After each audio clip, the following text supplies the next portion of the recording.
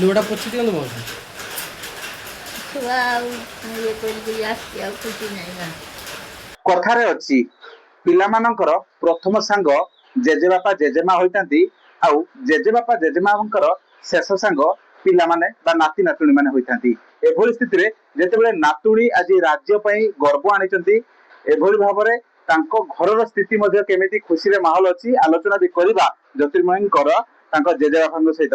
ନାତୁଣୀ ଯେତେବେଳେ ଜିତିଲା ଶୁଣିଲେ କେତେ ଖୁସି ବର୍ତ୍ତମାନ। ନାତୁଣୀ ଯେତେବେଳେ ଜିତିଗଲା ସେତେବେଳେ ମୁଁ ବହୁତ ଖୁସି, ଆଉ ଆମ ଆଖିରେ ଲୁହ ଗଡ଼ି ପଡ଼ିଲା ଖୁସିରେ, ଆଖିରେ ଲୁହ ଗଡ଼ି ପଡ଼ିଲା, ଆଉ ମୁଁ ଆନନ୍ଦ ଆଶୁ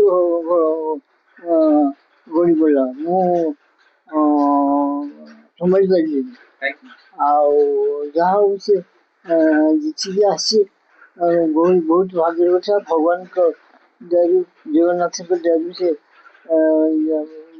ଯେତିକି ଆସିଛି ତାକୁ ଜଗନ୍ନାଥଙ୍କୁ ଜଣାଉଥିଲେ। ଆଉ ଆମର ଯେଉଁ ଇଏ ଅଛନ୍ତି ଭାଗବତ ଋଷି, ତାଙ୍କ ପାଖରେ ଦୀପ ଏବେ ସୁଦ୍ଧା ବି ଜଳୁଛି। ଆଉ ନିଶ୍ଚିତ ଭାବରେ ଏବେ ଯାଏ ବି ଭାଗବତ ଗୋସାଇଙ୍କ ପାଖରେ ଦୀପ ଜାଳୁଛନ୍ତି। କଣ ମାନସିକ ରଖିଲେ ପୂଜା କଲେ ନା ନାତୁଣୀଙ୍କ ପାଇଁ? ହଁ, ଦୀପ ଜଳା ହଉଥିଲା। ତା କାର୍ତ୍ତିକ ଦୀପ ସବୁଦିନ ସକାଳୁ ସନ୍ଧ୍ୟାବେଳେ ଲଗାଏ। ଆଉ ଆମେ ଠାକୁରଙ୍କୁ ଡାକି ସବୁବେଳେ ଜୁହାର ହେଇ, ଆଉ ଭାଗବତ ଗୋସାଇଁ ଠାକୁର ସପ୍ତାଙ୍ଗ ବସେଇନି, ଆଉ ଇଏ ଲୋକ ବାକ ସବୁ ଖାଇଲେ, ଭୋଜି ଭାତ କନି, 1.5 ଲକ୍ଷ ଟଙ୍କା ଖର୍ଚ୍ଚ ହେଇଗଲା। ନାତୁଣୀ ଜିତିବ ବୋଲି ଆପଣ ଠାକୁରଙ୍କ ପାଖରେ ପୂଜା କଲେ? ଭାଗବତ ଆମ ଇଷ୍ଟ ଦେବତା ଘରେ ଅଛନ୍ତି ପରା। ଆଉ କେତେ କାଳରୁ ଥିଲେ, ପୂଜା ହେଇନଥିଲେ। ଆଉ ମୁଁ କହିଲି ମୋ ତ ଆଉ କେମିତି କଣ ପୂଜା କରୁଥିଲେ ନା? ହଁ, ନାତୁଣୀ ଜିତିବ ବୋଲି ଆପଣ ପୂଜା କରୁଥିଲେ ଠାକୁର ପାଖରେ ଭାଗବତ ଗୋସାଇଙ୍କ ପାଖରେ? ଭାଗବତ ଗୋସାଇଁ ପାଖରେ ପୂଜା କରିଛି। ଆଉ ନାତୁଣୀ ଖୁସିରେ କଣ ଡାକନ୍ତି, ସିଏ ଆପଣଙ୍କୁ କେମିତି କଣ ଗୀତ କେବେ ଶୁଣାନ୍ତି? ହଁ, ଛୋଟ ପିଲା ବେଳେ ମୋ କୋଳରେ ବସିକି ଗୀତ ଗାଇବ, ଆଉ ତାକୁ ଧରିକି ବସିବି।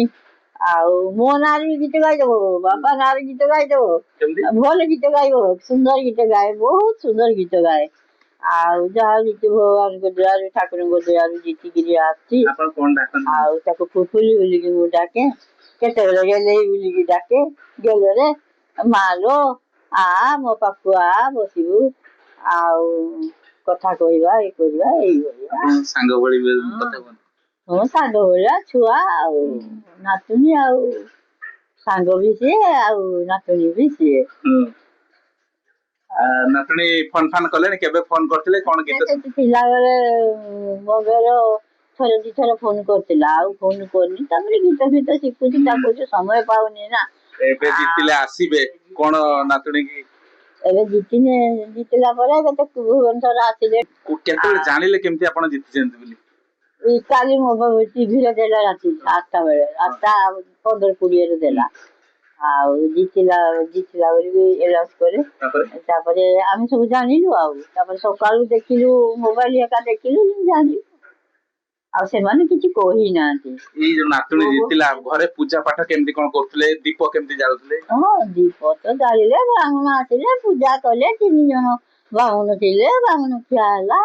ତାପରେ ଭୋଜି ଭାତ ହେଲା, ଲୋକ ଗାଁ ଲୋକ ବାହାର ଲୋକ ବି ବହୁତ ଖାଇଲେ, ବନ୍ଧୁବର୍ଗ ଆସିଥିଲେ। ଭଲ ଭାବରେ ପୂଜାଟେ କରିଛେ। ନିଶ୍ଚିତ ଭାବରେ ଯାହା ଶୁଣୁଥିଲେ ତାଙ୍କ ଜେଜେବାପା ଜେଜେମାଙ୍କର ପ୍ରତିକ୍ରିୟା, ଯୋଉ କଥାରେ ନାହିଁ କି ଆମେ ଯାହା ବି ପରିଶ୍ରମ କରୁ, ଯାହା ସଫଳତା ପାଉ, ତାଙ୍କ ପଛରେ ଅନେକଙ୍କର ଆଶୀର୍ବାଦ ଥାଏ, ଅନେକଙ୍କର କାମନା ଥାଏ ଭଗବାନଙ୍କ ପାଖରେ। ସେଭଳି କିଛି ଛବି ବୋଧ ହୁଏ ଏଇ ଜ୍ୟୋତିର୍ମୟୀଙ୍କର ଜେଜେବାପା ଜେଜେମାଙ୍କଠୁ ଶୁଣିବା ପାଇଁ ମିଳୁଛି। କିଭଳି ଭାବରେ ସିଏ ସିନା ସେଠି ପରିଶ୍ରମ କରୁଥିଲେ, ସିଏ ସେଠି ଗୀତ ଗାଉଥିଲେ ଏବଂ କିଭଳି ଜିତିବେ ସେଥିପାଇଁ ପ୍ରଚେଷ୍ଟା କରୁଥିଲେ, ହେଲେ ଭଗବାନଙ୍କ ପାଖରେ ଆଶୀର୍ବାଦ କାମନା କରୁଥିଲେ ଜେଜେବାପା ଓ ଜେଜେମା। ଜ୍ୟୋତିର୍ମୟୀଙ୍କ ଗାଁ ବାଉଁଶନାଳରୁ ବିଶ୍ୱମ୍ବର ଦାସ,